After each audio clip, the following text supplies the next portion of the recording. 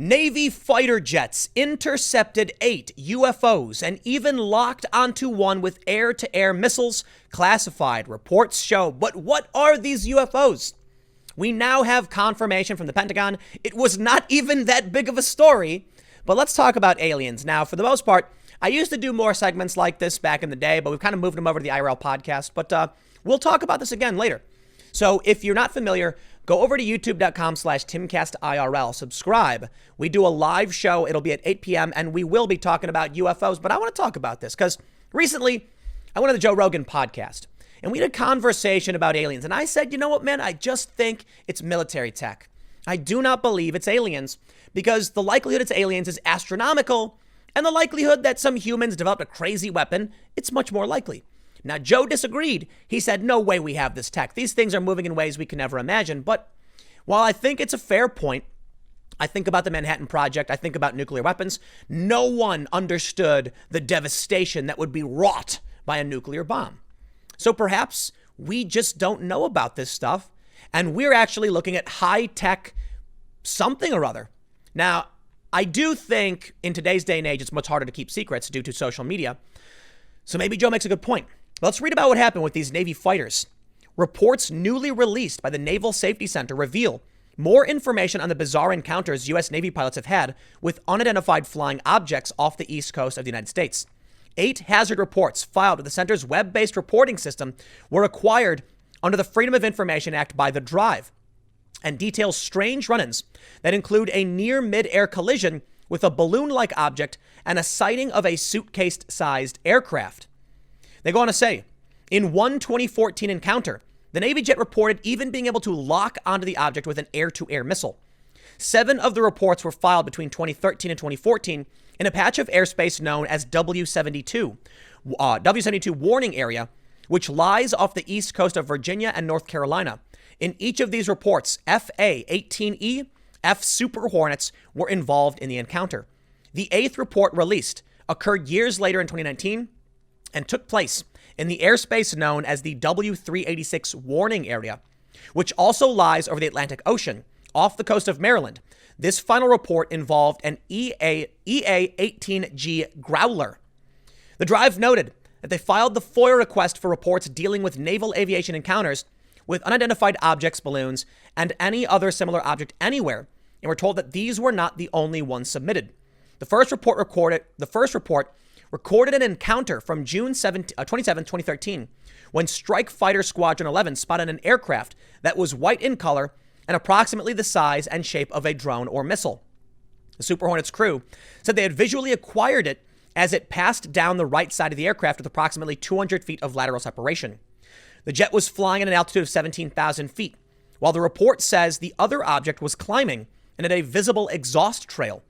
Neither the Super Hornet or the Naval Air Station, Oceana, had recorded a radar track of the object. Now, here's why that's interesting. This is not the typical UFO story or, what they call it UAP now, unidentified aerial phenomenon. We typically hear about tic-tac shaped objects that zip, zoop, in lateral and then up and then down and start and then stop. This one had an exhaust trail. This to me sounds like military tech.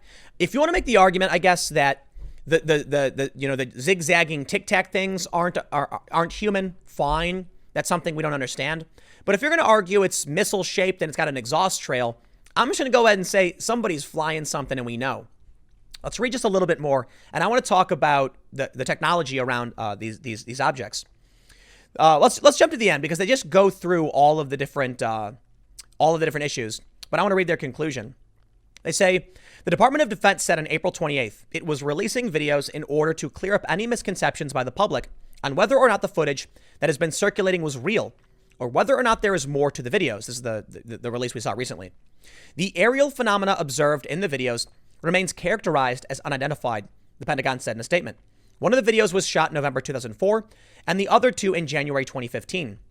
In one, the weapon sensor operator appears to lose lock on a rapidly moving oblong object, which seconds later suddenly accelerates away to the left and out of view. In another video, tracking an object above the clouds, one pilot wonders if it is a drone. There's a whole fleet of them. Look on the ASA, the other says. My gosh, they're all going against the wind. The wind's 120 knots out to the west, he said. Look at that thing. The first set, look at that thing. The first says as the object starts rotating. The video had previously been released by the New York Times and To the Stars Academy of Arts and Science, a group co-founded by Blink-182 guitarist Tom DeLonge. A lot of people have pointed out that it's kind of funny that the Pentagon has finally confirmed these are legit videos, whatever they are, and nobody really cared. The first thing I'm going to do is tell you what my favorite conspiracy theory about this is, but I also want to talk about general technology in space and just forgive my allergies and just talk about some hypotheticals. There is a meme conspiracy, I guess, going around that, and I believe I did mention this in the Rogan podcast. It's basically like this. They want to unveil aliens to us. The government knows, but they can't just come out right now and say, boom, aliens. Otherwise, people will freak out. I don't know if you guys have watched Star Trek, but there was an episode kind of about this. So the argument then is they're slow rolling this. Now we're seeing May 13th, Navy fighter jets intercepted 8 UFOs and even locked onto one with air-to-air missiles. What happens? First, there's some sightings. Then there's some photos. Then there's some videos. Then you have high-profile individuals talking about it. Then the government releases them a month later. This is incrementalism. By slowly doing it, no one is shocked to discover they actually, these things are happening. These things exist. Let me just clarify for you. These things are on video. They've locked onto them. They exist. We don't know what they are. It could be military. It could be anything. I think it's more likely to be military. But we have now confirmed they're real. And people are kind of like, cool. Think about how crazy that is. Now, what happens if in the coming months, there's a big event over in New York where someone sees one of these objects zipping around and then flies away and a bunch of people film it? Then they'll say, whoa, it was one of those things we were hearing about. Maybe we'll hear about this in the next coming months. Then later on, there'll be substantially more, eventually more and more and more. People will get used to seeing them. There will be questions, research. Finally, someone will make contact and no one will care because they do it in increments. I'm not saying I believe it's true. I don't know what these things are. Could just be U.S. military tech. I mean, they wouldn't tell us, right? But I was thinking about how these ships move around. And I think we may have talked about this on the IRL podcast. So in case you've seen it, you might hear something similar that you've already heard before. If you haven't, go to youtube.com/TimCastIRL. Get ready. We're doing a podcast tonight at 8 p.m. But I was thinking about how they move just straight through the wind, right? Like those pilots were saying, it's 120 knots. How are they doing this?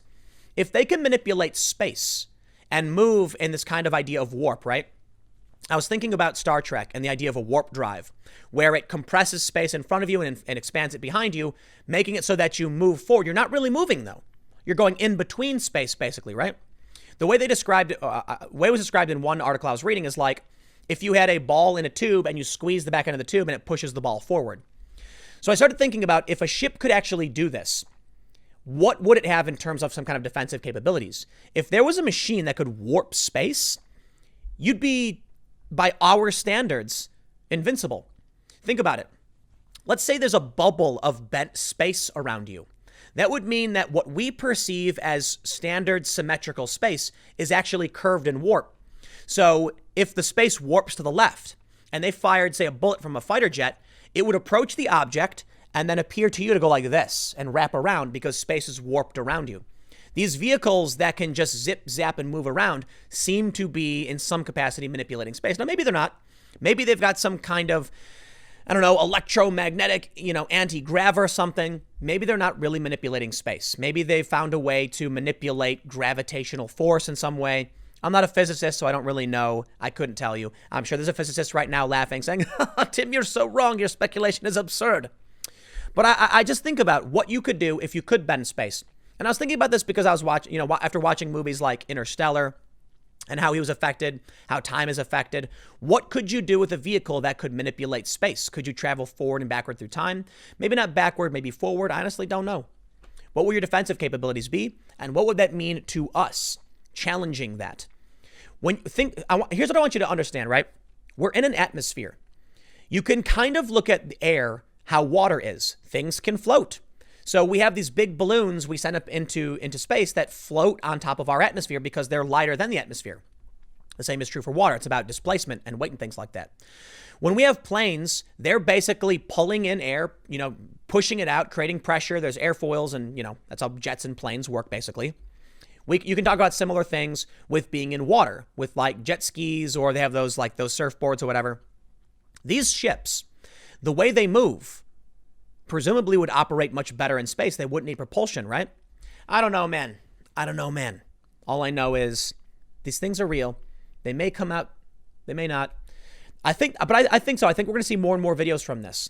And I think eventually we will get real answers. Right now they're saying, look, these videos are real. We don't want there to be any confusion.